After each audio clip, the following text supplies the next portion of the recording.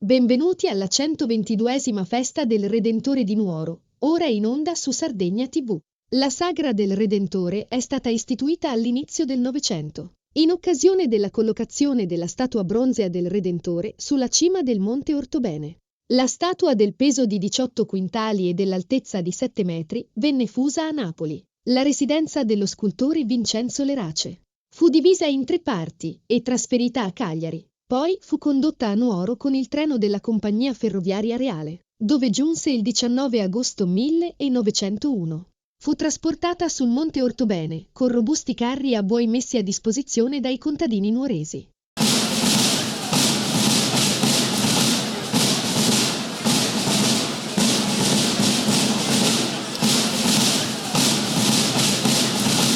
Dal 1861 i trombettieri suonano le prime 6 note dell'inno del Regno d'Italia, come volere, del re Vittorio Emanuele II.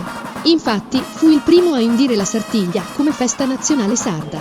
I tamburini e i trombettieri curano la colonna sonora della Sartiglia di Oristano, avvisando la discesa in pista di un cavaliere e invitando la gente a sgomberare il percorso per evitare incidenti. I boes e i merdules sono 2 maschere tipiche del carnevale di Ottana. Rappresentano la lotta tra l'istinto animalesco e la ragione umana, attraverso il bue e il suo padrone. I boes, con Sacarazza, una maschera di però selvatico che rappresenta un bue, indossano pelli di pecora e portano campanacci da 30 kg. Safilonzana, altra maschera ottanese, rappresenta un'anziana zoppa e gobba vestita di nero, intenta a affilare la lana. Il filo rappresenta la vita.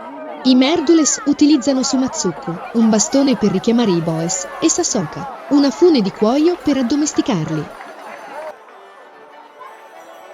Sosma e Mones di Olzai sono mezzo uomini e mezzo fantocci, dalle fattezze femminili. Hanno 4 braccia, 4 gambe e 2 teste. Sono le maschere più trasgressive del carnevale barbaricino e rappresentano la fertilità umana.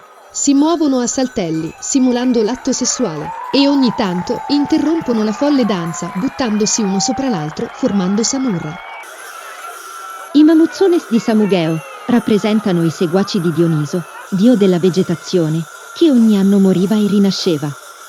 Il volto è annerito dal sughero bruciato.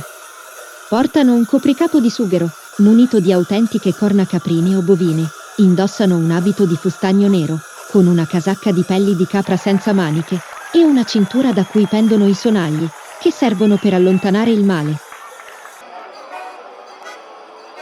Sa maschera a gatto, del carnevale di Sarule, porta una copertina bianca sulla testa, come simbolo della nascita, un velo nero davanti al viso e una fascia rossa intorno al capo, per simboleggiare il matrimonio.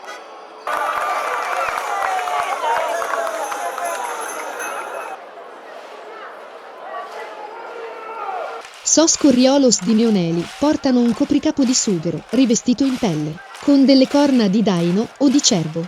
Indossano pelli di pecora o di capra e sulle spalle hanno una pelle di porcospino. Al posto dei campanacci scuotono delle ossa di animale legate assieme. In mano hanno dei forconi in legno. La loro prima uscita si effettua durante la festa di Sant'Antonio Abate, alla quale seguiranno i festeggiamenti che precedono il carnevale.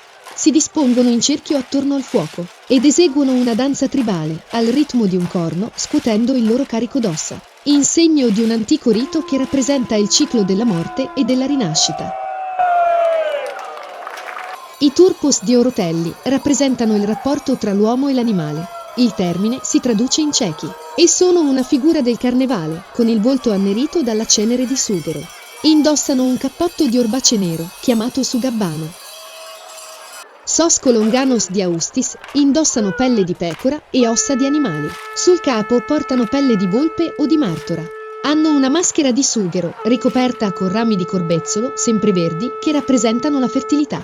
Danzano per richiamare l'attenzione del dio toro, sperando in una nuova propizia stagione agricola. Surzo, che è vestito con pelle di cinghiale, è la vittima sacrificale del rito, che muore e risorge. I soadores di Mamogliada scortano i mamutones usando Sasoa, una fune di giunchi intrecciati, con la quale catturano le persone per augurare buona salute e fertilità. Indossano parte del costume tradizionale maschile di Mamoyada, un corpetto rosso, la camicia bianca e i calzoni bianchi di stoffa e le calze nere di orbace. Sul capo indossano saberritta e un fazzoletto colorato. Indossano uno scialletto e una sonagliera in cuoio. Il capo Issoadore dà il ritmo alla danza e impartisce gli ordini ai mamutones, che portano campanacci da 20 kg sulle spalle, sottopelli di pecora nera e un vestito di velluto. Sul viso indossano una maschera nera con un fazzoletto da donna.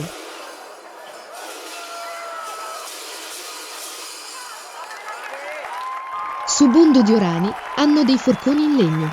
Portano una maschera rossa in sughero, dalle sembianze umane con corna bovine, che rappresentano le fasi lunarie della vita, nascita, morte e rigenerazione. La maschera, in simbiosi tra l'uomo e l'animale, si ispira a un demone, ma anche alla speranza, e alla forza del vento che porta nuvole d'acqua propizie per la coltivazione. Surtos e Butudos di Fonni rappresentano il rapporto predominante dell'uomo sulla natura. Surtu raffigura l'orco, che viene sacrificato alla divinità in cambio di fertilità e benessere. La maschera si caratterizza da una pelle di montone bianco, col viso annerito da sughero carbonizzato. È tenuto al guinzaglio con una catena di ferro. Cerca di liberarsi arrampicandosi ovunque. Sos Buttudos, che sono i guardiani, hanno dei campanacci e indossano un cappotto in orbace, con pantaloni in velluto e gambali neri.